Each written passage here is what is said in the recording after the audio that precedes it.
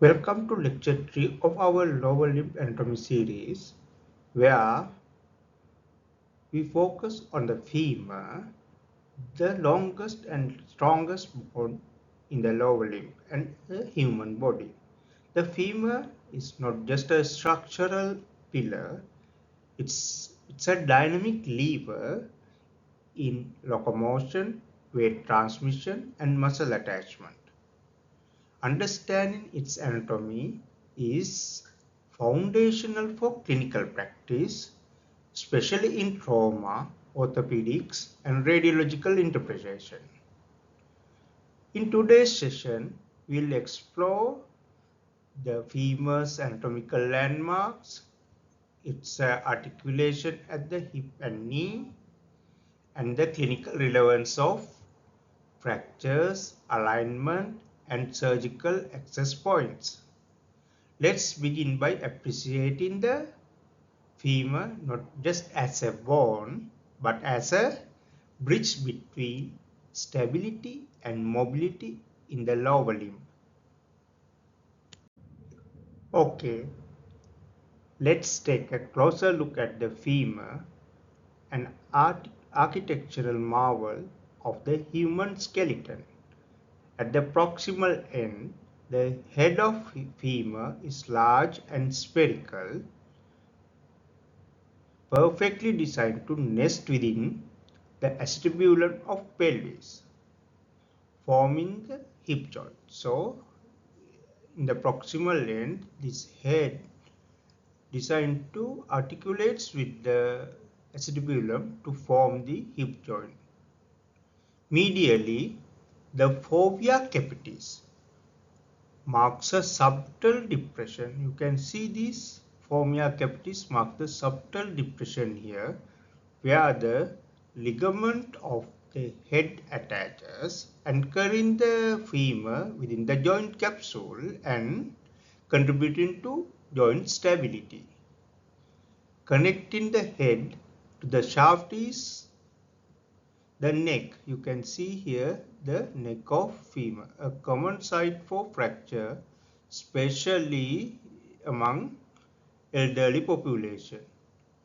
So flanking the neck are the greater and lesser trochanters. You can see this is your greater trochanter and here your lesser trochanter, which serves as powerful levers for muscle attachments. Gluteals, iliopsoas, and abductors all converge here. Posteriorly, this is your posterior view. Posteriorly, the intertrochanteric crest forms a bony ridge linking these trochanters. So, this is intertrochanteric crest. This is this intertrochanteric crest linking these trochanters. The shaft of femur is gently convex. Shaft of femur gently convex anteriorly. So you can see its convexity in the anteriorly and reinforced posteriorly by the linea aspera. This is your linea aspera. This linea aspera is a double-ridged structure that serves as a highway for muscle origin and insertion. So this medial lip continues as the pectineal line. Okay, this linea alba, medial lip continues as the pectineal line, while the lateral lips broadens into this lateral lip. You can see how this goes upward. It's broadened into gluteal tuberosity. It's become the gluteal tuberosity, anchoring the gluteus maximus. Distally, the femur expands. So you can see that distally the femur expands into the medial and lateral condyles. So here your medial condyle and this is your lateral condyle, these two condyles. Okay, which articulates with the tibia and patella to form the knee joint. So medial and lateral condyle articulates in the tibia and the patella to form the knee joint. Above these condyles, so you can see that above these condyles, supracondylar lines guide neurovascular structures and serves as key landmarks during orthopedic procedures. This bone is not just a passive support, it's a dynamic participant. It's a dynamic participant in locomotion, load transmission, and surgical planning. Every ridge, notch, and tuberosity tells a story of movement, muscle, and mechanical precision. As we move to the posterior view of the femur, I want you to focus on the structural contours that influence the both articulation and radiological interpretation. So the gluteal tuberosity, here you can see your gluteal tuberosity, and linea aspera serves as key muscular attachment points. This is your gluteal tuberosity and this is your linea aspera. So this linea aspera posteriorly has two limbs, and the lateral side it continues as gluteal tuberosity, and in medial it continues as pectineal line. So they serve as key muscular attachment points, especially for gluteus maximus and abductor muscles. These landmarks are often visible on lateral femur X-rays and can guide your orientation when assessing trauma or tumor spread. So in the X-ray you can appreciate these landmarks. So it's guide your surgical planning and assessing the trauma or tumor spread. Distally, we see medial and lateral supracondylar lines. You can see distally medial and lateral supracondylar lines converging towards the epicondyles. So they are converging towards the epicondyles. These epicondyles are not just palpable landmarks, they are crucial reference points in radiotherapy planning, especially when contouring soft tissue sarcomas or evaluating joint involvements. Between the medial and lateral condyles, the intercondylar fossa. You can see this. This is your intercondylar fossa. Houses the cruciate ligaments, anterior cruciate ligament and posterior cruciate ligament. While not directly targeted in the radiotherapy, understanding this space helps when interpreting MRI or CT scans for staging or surgical planning. So this is the intercondylar fossa where houses the anterior cruciate ligament and posterior cruciate ligament, ACL and PCL. Note the adductor tubercle just superior to medial epicondyle.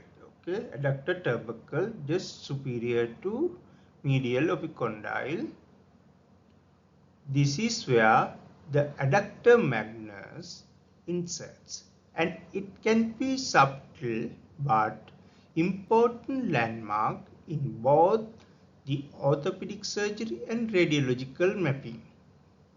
In summary, this posterior anatomy isn't just about bone, it's a roadmap for understanding joint mechanics, soft tissue relationships, and how pathology may present in the imaging. Always correlate these landmarks with your cross-sectional views and treatment fields.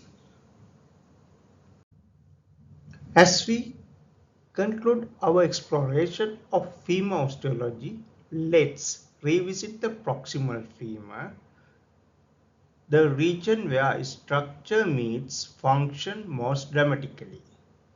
The femur, as a long bone, is not only the longest but also the strongest in the human body. It bears the weight of the upper body and transmits forces during locomotion, making it integrative, vital for mobility. At the top, the head of femur articulates with the acetabulum of the coxal bone, forming the hip joint, a ball and socket configuration that allows multidirectional movement. Just below the neck serves as a vulnerable transition zone and is common site for fractures, especially in elderly patients with osteoporosis. The greater trochanter, often referred to as the point of the hip, is a prominent lateral projection that serves as the attachment site for several gluteal muscles, key players in hip stabilization and abduction. Medially, the lesser trochanter anchors the iliopsoas tendon, a powerful hip flexor essential for walking, climbing, and postural control. Together, these features form a biomechanical hub, balancing strength, flexibility, and clinical significance. Whether we are assessing trauma, planning surgery, or teaching anatomy, the proximal femur remains a cornerstone of lower limb understanding.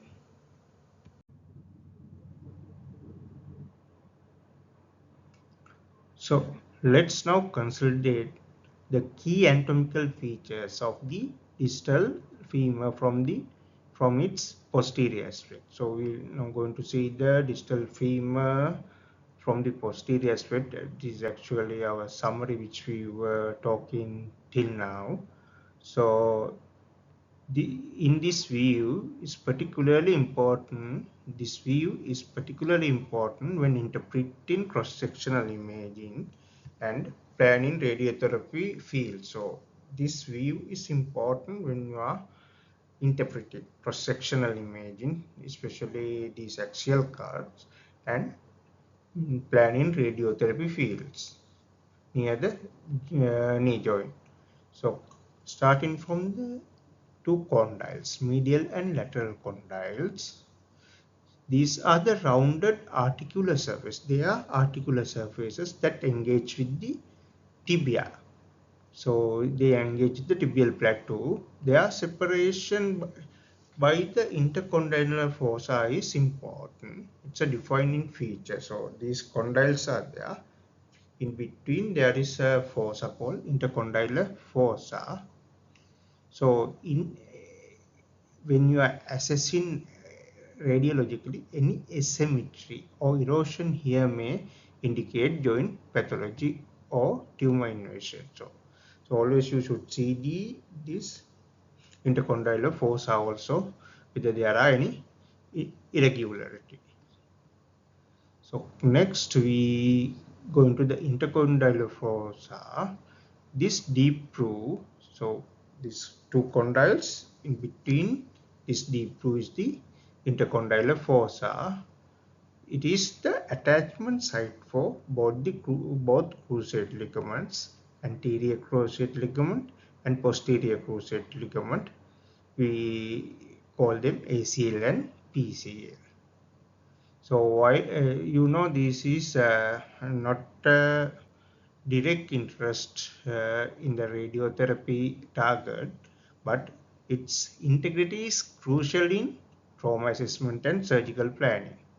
So it also helps us to orient axial slices in CT and MRI. So it helps us to orient our CT or MRI slices. So now we move forward to medial and lateral epicondyles. These are palpable and radiological visible landmarks. They are palpable and visible landmarks radiologically. They guide soft tissue contouring, especially in sarcoma cases or when mapping joint margins. So these medial and lateral epicondyles are very important. So they are in one way they are palpable and they can be appreciated in the radiologically. So in total. So next we'll move on to abductor tubercle. It's just located just above the medial epicondyle. So this is the insertion site for the abductor magnus. It's a valuable landmark for surgeons and radiologists, especially when orienting MRI sequence or assessing soft tissue spread invasion. So this is a good important landmark, abductor tubercle. Yes, now we have covered the distal landmarks of the femur. Let's move slightly proximal to appreciate the structural lines and shaft features that support muscular function and radiological orientation. So, first thing is the supracondylar lines. The medial and lateral supracondylar lines extend upward from the epicondyle. So these medial and lateral supracondylar line extend upward from the epicondyles. These regions serves as important muscle attachment zones. So they serves as important muscle attachment zones, particularly for the vastus medialis and lateralis, and also for parts of the abductor group. In imaging, especially in CT and MRI, these lines may show periosteal anchoring or reactions in cases of trauma, infection, or metastatic spread. So recognizing these subtle changes is key in radiotherapy planning and follow-up. So next we'll go to the posterior shaft features. First thing we'll discuss the linea aspera. This is the central ridge running longitudinally along the posterior shaft. It's a major site for the muscle attachment. It has two lips. So these muscles attachments, including the abductors and short head of the bicep femoris. So radiologically, it's a reliable landmark for assessing shaft alignment, especially in trauma cases or when evaluating femoral bowing in skeleton survey. So it's a good landmark. So you can identify this structure linea aspera in X-rays also. So next we'll go to the gluteal tuberosity. This is actually a continuation of the linea aspera. It's located just proximal to the linea aspera.